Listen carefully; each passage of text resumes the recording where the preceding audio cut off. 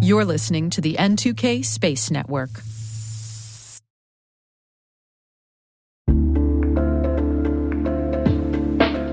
And now, a word from our sponsor, SpyCloud, the cybercrime analytics leader. SpyCloud disrupts cybercrime by telling you what criminals know about your business and your customers, so you can take action to prevent ransomware, session hijacking, account takeover, and online fraud. SpyCloud constantly recaptures and analyzes new data from the criminal underground, including credentials, session cookies, and PII siphoned from malware-infected devices. With knowledge of the specific exposed data criminals have in hand from InfoStealer malware on managed and unmanaged devices, security teams can respond with a more efficient and effective process called post-infection remediation that fits seamlessly into existing incident response frameworks. Get SpyCloud's post-infection remediation guide outlining the 7 steps for preventing a malware infection from becoming a full-blown ransomware incident. Visit spycloud.com/cyberwire. That's spycloud.com/cyberwire. And we thank SpyCloud for sponsoring our show.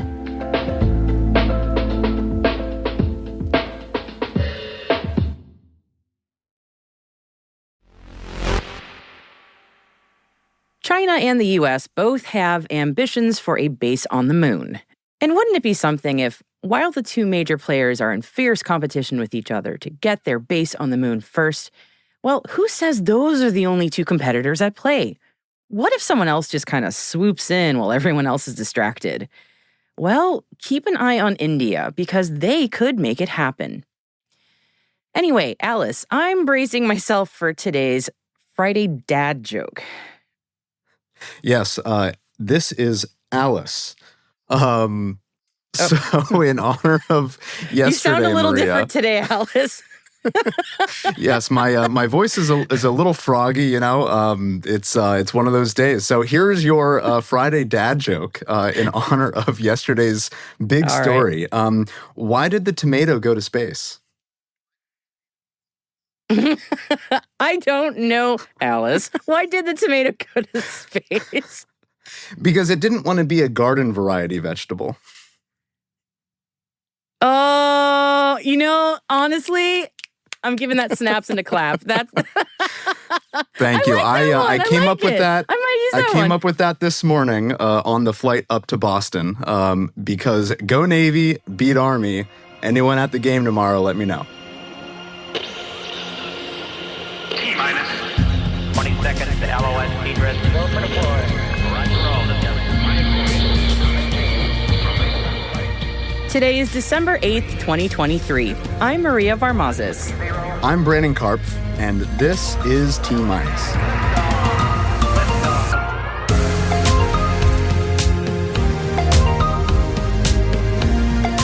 India shares an ambitious 2047 roadmap for lunar missions and moon tourism.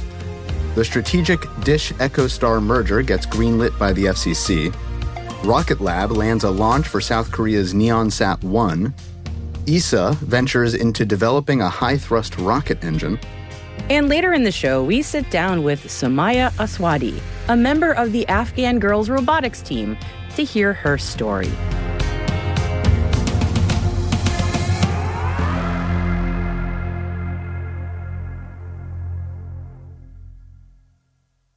So let's take a look at our intel briefing for this Friday.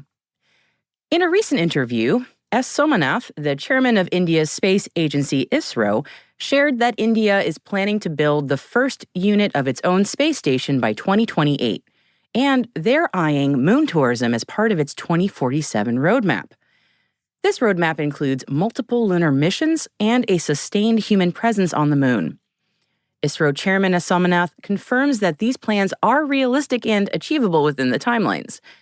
Future missions like the joint Indian-Japanese LUPEX rover and Chandrayaan-4 lunar sample return are steps towards docking with NASA's Gateway space station, a crewed lunar landing, and ultimately, a sustainable lunar economy based on mining and tourism. The development of the Next Generation Launch Vehicle, or NGLV, is crucial for these endeavors, with ISRO aiming for a partially reusable design using current Indian manufacturing capabilities. The lunar missions, spanning technology development, reach out, and base phases, will involve uncrewed and crewed missions, habitat construction, and infrastructure scaling on the moon. And while these plans are yet to be finalized or approved, ISRO's ambitious vision reflects India's growing commitment to advancing its space capabilities. Dish Network and EchoStar, both under billionaire chairman Charlie Ergen, received FCC approval to merge in order to consolidate satellite TV and broadband service. This move, finalizing a months-old plan, aims to strengthen their market position against cable competition and diversify revenues, notably with EchoStar's upcoming Jupiter 3 satellite launch and Dish's 5G rollout. Rocket Lab received a launch contract for South Korea's Nyeonsat-1, an Earth observation satellite, for early 2024. This mission, part of a NASA rideshare, demonstrates Rocket Lab's growing launch schedule and commitment to efficient, timely space services. Nyeonsat-1, primarily a technology demonstration mission, marks a significant step in South Korea's space development. And as we reported last week, Amazon has made a strategic pivot by purchasing SpaceX rocket launches for its ambitious Project Kuiper. This move, driven by a pressing FCC deadline, involves deploying 1,618 satellites within the next 2.5 years. Previously, Amazon had diversified its launch providers, contracting with ULA, Blue Origin, Ariane Space, and ABL for 94 launches. However, development delays with these other providers' rockets ultimately pushed Amazon towards SpaceX, which is, of course, a direct competitor in the satellite internet market through Starlink.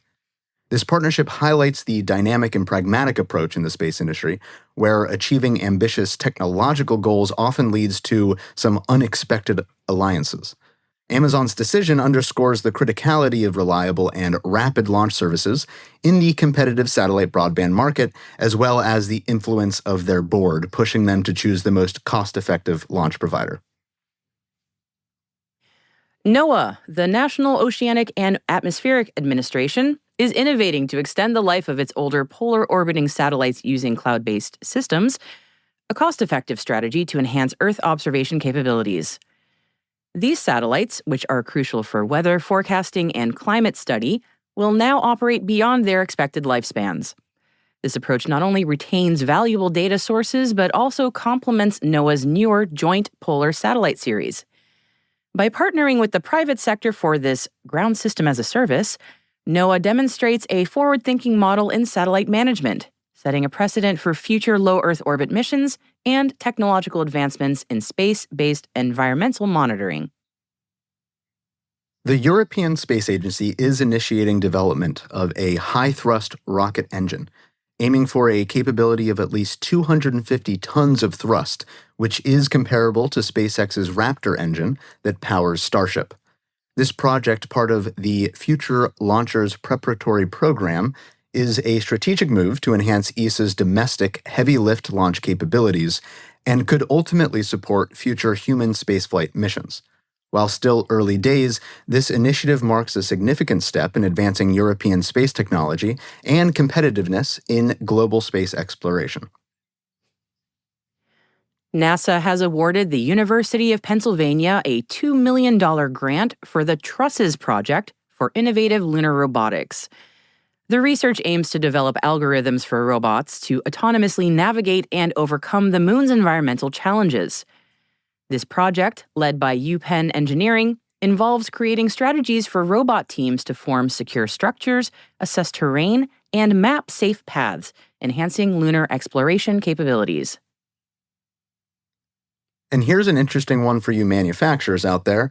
A new chromium, cobalt, and nickel alloy has been identified as officially the toughest material known, offering potential advantages for spacecraft construction. Now, unlike hardness, toughness indicates resilience against fracturing, which is a critical property for materials used in space exploration, where extreme conditions are common. This development could significantly impact spacecraft design and durability. The Space Development Agency and the Army are collaborating to develop alternatives to GPS satellite signals for positioning, navigation, and timing. Next year, SDA's Tranche 1 transport layer satellites will launch, carrying a navigation element in the Link 16 data link signal. These initiatives address potential GPS accessibility and jamming issues in conflict zones. Additionally, SDA is exploring broadcasting alternate PNT signals over L-band or S-band, requiring new user equipment, with decisions on these technologies expected after 2028.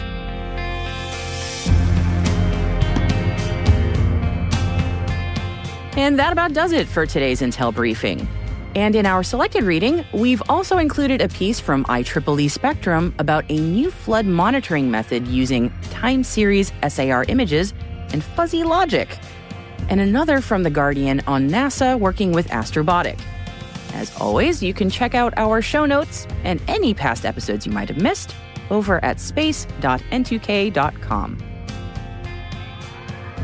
And hey, T-Minus crew, tune in tomorrow for T-Minus Deep Space, our show for extended interviews, special editions, and deep dives with some of the most influential professionals in the space industry. Now, tomorrow we have episode 3 of AWS in Orbit. Our guests are Iga Stokenberga from the World Bank and Baptiste Tripard from Altea. They join us to discuss their project monitoring critical road infrastructure at scale. Now check it out while you're baking holiday cookies, wrapping presents, or, most importantly, traveling to Foxborough, Massachusetts for the Army-Navy game. You won't want to miss it. Tomorrow's Army-Navy game is, of course, the 124th in the series. Navy, of course, leads 62 wins in the series to Army's only 54. And as always, go Navy, beat Army.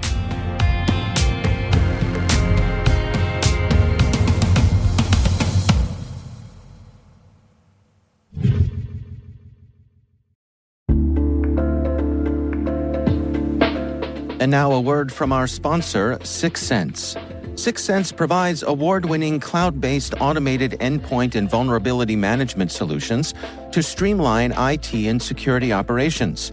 With its advanced platform, businesses gain complete visibility and control over their infrastructure, reducing IT and security risks and optimizing operational efficiency.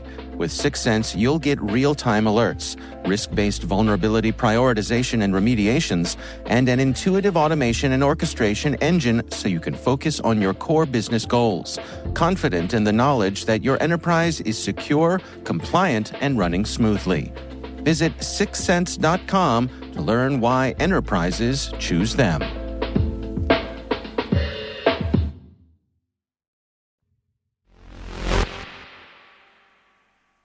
Our guest today is Somaya Aswadi.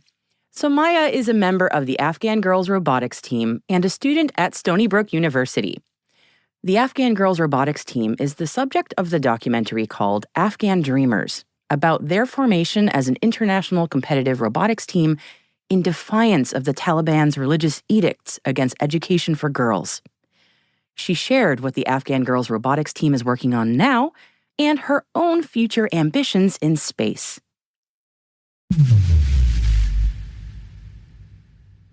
I am Somaya Aswadi. I'm a member of Afghan Girls Robotics Team, and also I'm a student at Stony Brook University, majoring in computer science. So my robotics journey started when I was in 6th grade. We had to make some mini robots in my school. And from that time, I realized that I'm interested in robotics. So I continued that field until I became at 11th grade, and I participated in some evaluation for being an Afghan robotics member. And then I was accepted in that evaluations, and I became member of Afghan Girls Robotics Team since 2021. And then after the collapse of previous government in Afghanistan, we traveled to Qatar to continue my education because, as you know, that universities and schools are banned in my country. So I couldn't continue my education and follow my dreams. And I studied pre-college in Qatar for 1 year. Then I got acceptance of 6 universities in USA, and I chose Stony Brook University, and now I'm here. Stony Brook has a really wonderful and very strong sciences and engineering program, which I don't know if all our listeners know that, but I proudly know that. So I just wanted to put a plug for your fantastic university. They do great things. So tell me a bit about your team, the Afghan Girls Robotic Team. Overall, I can say that we have senior members and we have new members. I'm one of the new members, and we participated in first global competition last year that was in Switzerland. We built a robot for that competition, and that was a carbon capture robot.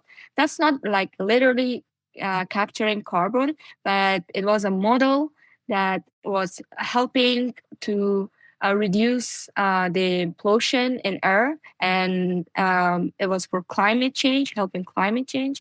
And we actually got 2 awards for that. Congratulations. Yeah, thank you. And now also we are trying to work again together because, as you know, all of us we are 10 member. So we started our universities, and maybe in summer we gather together and work again on human shaped robots. Wow. Okay, so that's really cool. All of that is really cool. So I was going to say, what areas of interest in robotics? So I mean, climate change is the pressing issue of our time. So that is a big one, to be working on something related to helping save our world.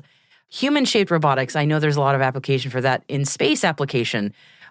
Is that part of the interest there? I can say personally, it is part of my interest because I want to be in a space field, and I can say that we are trying to build all of those robots to help, and we are kind of doing innovation. Our team works on different fields. Like, it's not only about space or about climate change.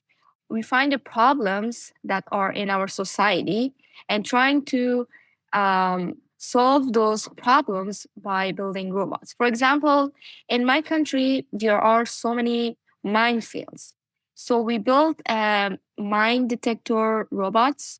So instead of human, we can bring the robot, and we can use that robot to find the mines and detect the mines and send some signals to the human resource, and they can understand that yes, in this exact area there is a mine, so they can take it out. So this is something that we work on it. And also for COVID, we built a robot that helped doctors, and it was called ventilator, and it was helping doctors with the oxygen. And yeah, one of the recent robots that we have built is for paralyzed people who cannot move any part of their body except their eyes pupil. So whenever the paralyzed person move their eyeballs, so the robot can move. Like, it's called paralyzed wheelchair for paralyzed people. Yeah. Wow. When I was in undergraduate engineering school, I wasn't doing anything nearly that fantastic. So I'm in awe of you. That's really amazing. Especially, I mean, how many programming languages have you learned already? I mean, robotics alone, but also the programming languages. That's not small either. We learned different programming language. We learned Java, C#, and recently we were working on Python because it's also so famous these years. And before that, I was in gaming team before being in Afghan Girls Robotics Team. And in that team, I learned Java, C#, C++. Yeah. And now here I'm learning Python. I'm in awe of all the things that you've done already, and you're just getting started. It's truly incredible. I just want to congratulate you on all that you've done already so far. You're truly an incredible person. When you look ahead to the future after your undergraduate years are over, I know that there's a lot between then and now, but what are your ambitions after you graduate? So I have so many plans. Like, even if I talk about it, it takes a lot of time. So I'm so curious. I'd love to hear. First, I want to continue my education. I don't want to be just an undergraduate. Like I want to continue my master degree. I want to take my PhD. Like, it's my dream, like my goal, and I'm working on it every day to take my master degree and PhD. And I also want to work. Like, my dream job is to work for NASA, and as an engineer and as a programmer. And every day I'm trying to work on myself, learn new things, be part of a new conference, and like participate in different things to be a person who can work for NASA. NASA would be very lucky to have you, for the record. They would be very lucky to have you because with your skill set and what you can do, you'll have your choice of anywhere you want to go. Now, I'm a person who really admires NASA, but I want to hear sort of your view on, so why NASA of all the different options that you I'm sure have ahead of you? What about NASA appeals to you? So it's something that I'm dreaming since I was a child. So I always talk about NASA and programs that NASA have done and all the things, the robots, with my mom. So from that time till now, I'm interested in that, and I'm interested in space, and that's the reason that I'm interested in NASA. That's fair enough. I mean, space is cool. Can't dispute that. Of course. Of course. Yeah. And you sound like a problem solver who likes to approach really challenging engineering problems. So that's space is right up there. So Maya, now I know you are at the Ad Astra conference. I'm just curious your thoughts about anything you learned from the conference, anything you got out of it that you would like to share. I'd love to know. I think Inter-Astra was kind of life-changing for me, because I see so many people. For example, I see so many astronauts, so many CEOs, so many successful people, and I talked with them, and I can say that I learned so many things from them, and I can put them as my role model and follow their path to be a successful person like them. And this is one thing that I really appreciate about Inter-Astra, is that building connection with people. And even though I'm an undergraduate student, I built connection with so many amazing and successful people. And I'm really thankful for that, for having that opportunity to be with these amazing people and meeting all of them. I can imagine. I know there are a lot of astronauts, especially were there. So that's just really cool to meet them. I know they're really amazing people. I'm sure you're asked a lot. Maybe advice you have for other people who are pursuing their own education, and I know you're still pursuing your own as well. But what advice do you have for people? I'm just curious. My advice is never give up, because if you give up, it's like finished. Everything is finished. You may fail so many times. For me, I failed so many times in my life because I wanted to continue my education, but I was not able to continue my education for 1 year. And everything was in a very bad situation. But all of these situations are temporary. And if you are hopeful and try and work hard, you will pay off in future.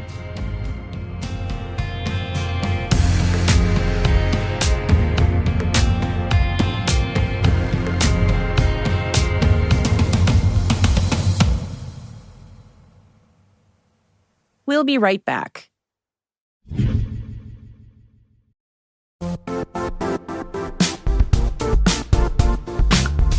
Now, a word from our sponsor, the Johns Hopkins University Information Security Institute, currently seeking qualified applicants for its innovative Master of Science in Security Informatics degree program. Study alongside world-class interdisciplinary experts and gain unparalleled educational, research, and professional experience in information security and assurance. Interested U.S. citizens should consider the National Science Foundation's CyberCore Scholarship for Service program, which covers tuition and a $6,000 annual professional development allowance, as well as providing a $37,000 additional annual stipend. Apply for the scholarship and the fall semester by March 1st. Learn more at cs.jhu.edu/MSSI.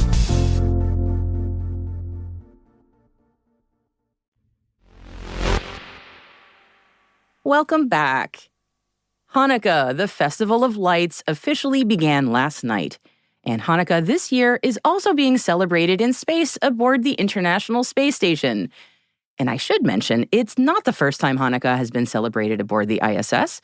But last time in 2019, astronaut Jessica Meir wished everyone a happy Hanukkah with festive socks featuring menorahs and the Star of David. This time, astronaut Jasmine Mogbelli brought with her a real dreidel and a felt menorah with separate felt lights so she can light them for each night of the holiday. And it's all safe, no combustion aboard.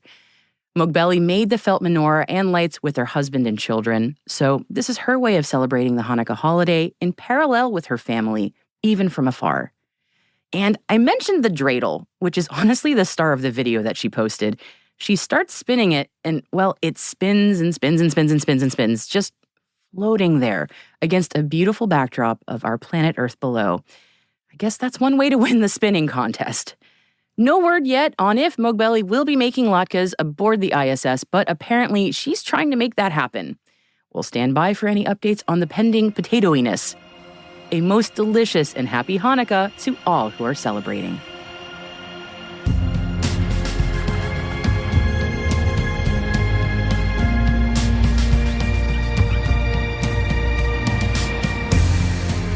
And that's it for T- for December 8th, 2023. For additional resources from today's report, check out our show notes at space.n2k.com. We'd love to know what you think of this podcast. You can email us at space@n2k.com or submit the survey in the show notes. Your feedback ensures we deliver the information that keeps you a step ahead in a rapidly changing space industry. We are privileged that N2K and podcasts like T- are part of the daily routine of many of the most influential leaders and operators in the public and private sector, from the Fortune 500 to many of the world's preeminent intelligence and law enforcement agencies. N2K Strategic Workforce Intelligence optimizes the value of your biggest investment, your people. We make you smarter about your team while making your team smarter. Learn more at n2k.com. This episode was produced by Alice Carruth, mixing by Elliot Peltzman and Trey Hester, with original music and sound design by Elliot Peltzman. Our executive producer is Jen Iben. Our VP is Brandon Karpf. And I'm Maria Varmazis. Thanks for listening.